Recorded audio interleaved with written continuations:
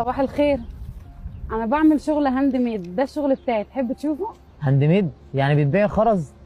هو ده اسمه شغل؟ روحي شوفي لك شغلانه عليها القيمه، روحي شوفي لك شغلانه بدل ما انت عماله تلفي طول الليل والنهار. على فكره في اسلوب احسن من كده في الكلام. ممكن اقعد جنبك؟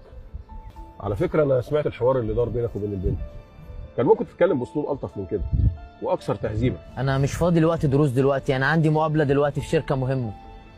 شركه ايه دي؟ شركه انفيجن. شركه محترمه فعلا. على فكره عايز اقول لك حاجه، اوقات كتير جدا تصرف بسيط منك وغير متوقع بيكشف عنك حاجات كتير اكتر من اي سيره ذاتيه. طيب يلا سلام. بالتوفيق يا استاذ ادم. انت عرفت اسمي منين؟ انا نادر عزمي، المدير التنفيذي لشركه انفيجن. بالتوفيق يا استاذ ادم في فرص تانية، بس حاول تعود نفسك ان تشوف الناس بعين انضف من كده.